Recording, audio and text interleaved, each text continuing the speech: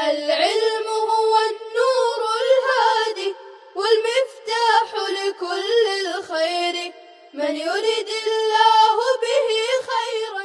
الحمد لله رب العالمين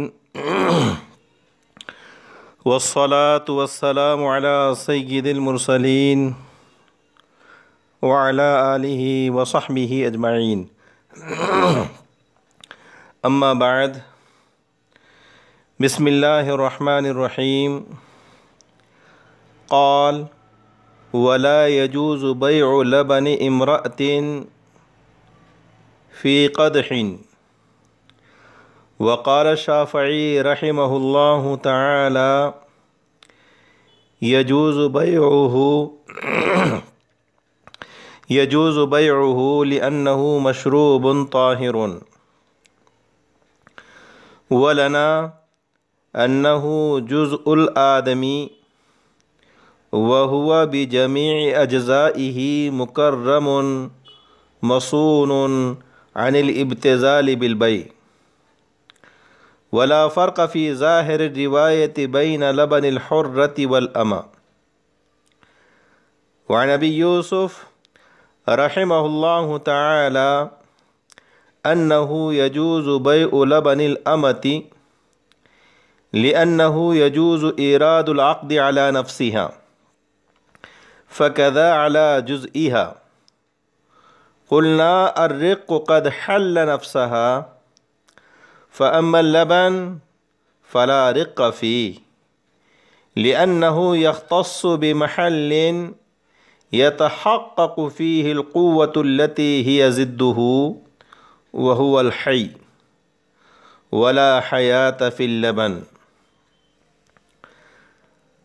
طلبہ عزیز، یہ آج کے درس کی عبارت ہیں. پہلے ہم اس عبارت کے ترجمے کو سمجھتے ہیں، اس کے بعد عبارت میں مذکور مسائل کو سمجھیں گے. تو ترجمہ دیکھیے. قال، کہا کہ عورت کا دودھ جو پیالے میں ہے اس کی بیع بھی جائز نہیں ہے. اور حضرت امام شافعی رحمۃ اللہ علیہ نے فرمایا کہ اس کی بیع جائز ہے، کیونکہ وہ ایک پاک مشروب ہے، وہ پینے کی پاک چیز ہے. اور ہماری دلیل یہ ہے کہ دودھ آدمی کا جز ہے، اور آدمی اپنے تمام اجزاء کے ساتھ مکرم اور بیع کی ذلت اٹھانے سے محفوظ ہیں. اور ظاہر روایت کے مطابق آزاد عورت اور باندی کے دودھ میں کوئی فرق نہیں ہے. اور حضرت امام ابو یوسف رحمۃ اللہ علیہ سے مروی ہے کہ باندی کے دودھ کی بیع جائز ہیں، کیونکہ باندی کی ذات پر بیع وارد کرنا جائز ہے، پس اسی طرح اس کے جز پر بیع کو وارد کرنا بھی جائز ہے. ہم جواب دیں گے کہ رقیت اس کی ذات میں حلول کر گئی ہے، اور رہا دودھ تو اس میں کوئی رقیت نہیں ہے، کیونکہ رقیت ایسے محل کے ساتھ مختص ہے جس میں وہ قوت متحقق ہو جو اس کی ضد ہے، اور وہ محل زندہ شخص ہے، اور دودھ میں حیات نہیں ہے. عزیز طلبہ کرام، یہ عبارت کا ترجمہ ہوا. عبارت میں جس مسئلے کو بیان کیا جا رہا ہے وہ یہ ہیں کہ عورت کے دودھ کی بے ناجائز ہے. دودھ خواہ پستان میں ہو خواہ کسی برتن میں ہو، اور عورت خواہ آزاد ہو یا باندھی ہو.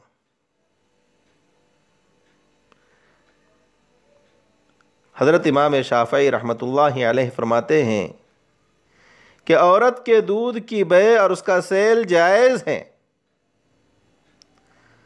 عورت آزاد ہو یا باندھی ہو. حضرت امام ابو یوسف رحمۃ اللہ علیہ سے نوادر کی روایت ہے کہ باندی کے دودھ کی بے جائز ہے، گرچہ آزاد عورت کے دودھ کی بے جائز نہیں ہے. حضرت امام شافعی رحمۃ اللہ علیہ کی دلیل یہ ہے کہ عورت کا دودھ پینے کی پاک چیز ہے، ایک مشروب طاہر ہے، اور جو چیز پی جاتی ہو اور پاک بھی ہو تو اس کی بے جائز ہے. جیسے گائے وغیرہ کے دودھ کی بے جائز ہے کہ وہ بھی ایک طاہر مشروب ہے، اس لیے عورت کے دودھ کی بے بھی جائز ہے. مشروب کے بعد طاہر کی قید لگا کر شراب کو خارج کرنا مقصود ہے، اس لیے کہ شراب گرچہ مشروب ہیں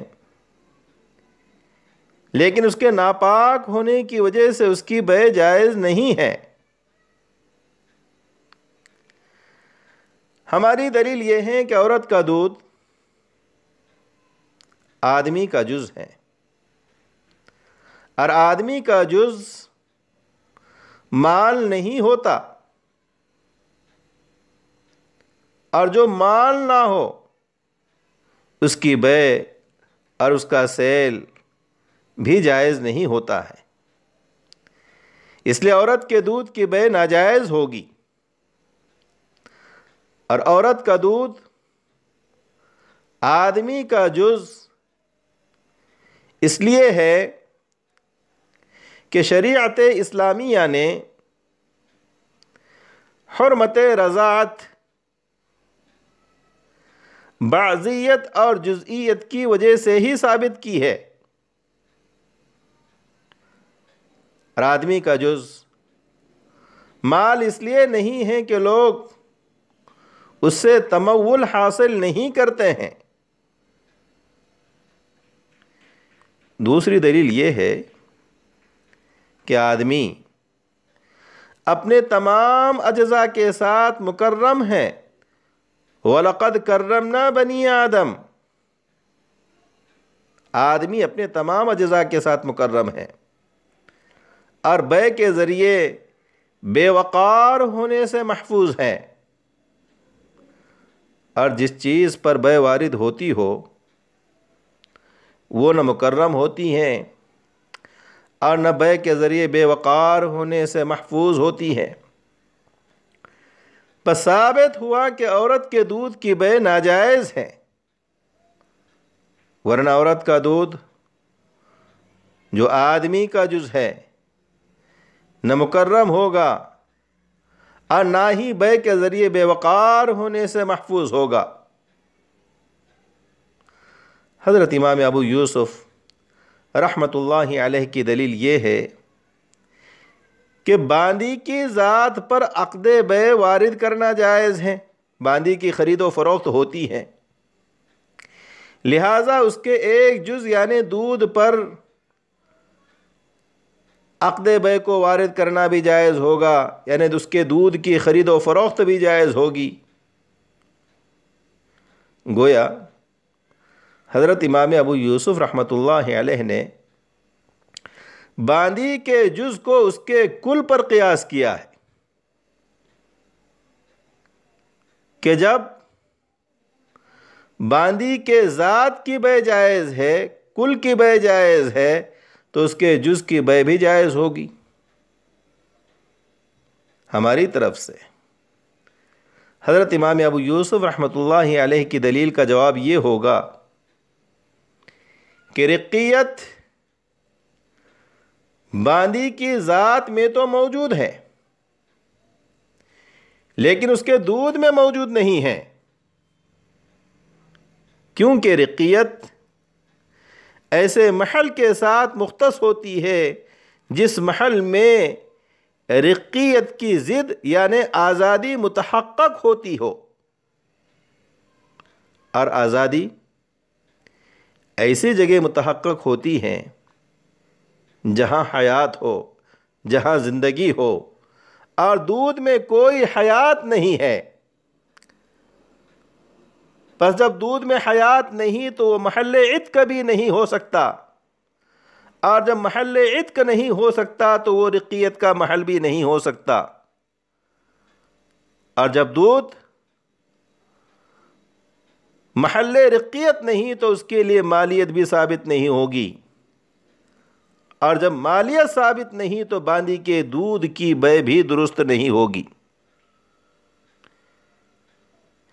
رہی باندی کی ذات، تو چونکہ رقیت اس میں موجود ہے اس لیے اس میں مالیت بھی ثابت ہے، اور جب مالیت ثابت ہے تو باندی کی بے بھی جائز ہے۔ بہرحال جز یعنی دودھ اور کل یعنی باندی کی ذات کے درمیان اس قدر فرق کے ہوتے ہوئے جز کو کل پر قیاس کرنا قیاس مال فارق ہوگا، یہ قیاس صحیح نہیں ہوگا۔ حضرت امام شافعی کی دلیل کا جواب یہ ہوگا کہ آپ نے فرمایا کہ دودھ ایک طاہر مشروب ہے، تو ہم کہیں گے کہ مشروب سے مراد مطلقاً مشروب ہے یا ضرورت کے وقت؟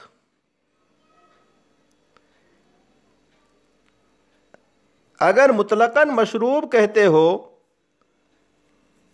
تو یہ ہمیں تسلیم نہیں ہے،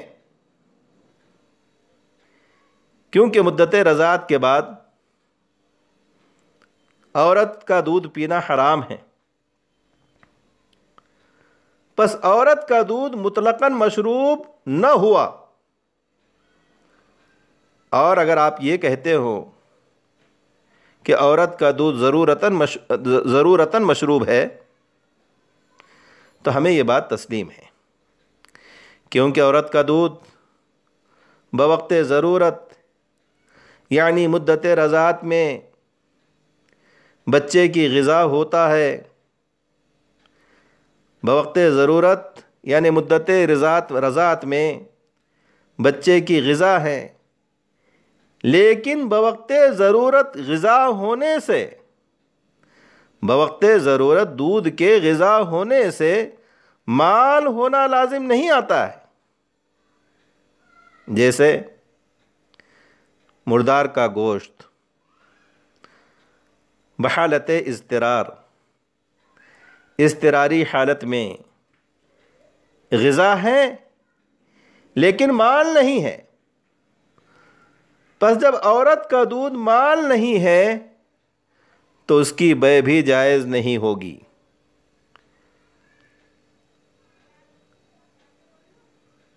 اکتفی علی ھذا والسلام علیکم ورحمۃ اللہ وبرکاتہ۔ السلام عليكم، لا تنسوا الاعجاب بالفيديو والاشتراك في القناة تشجيعا لنا لنستمر بنشر المزيد إن شاء الله.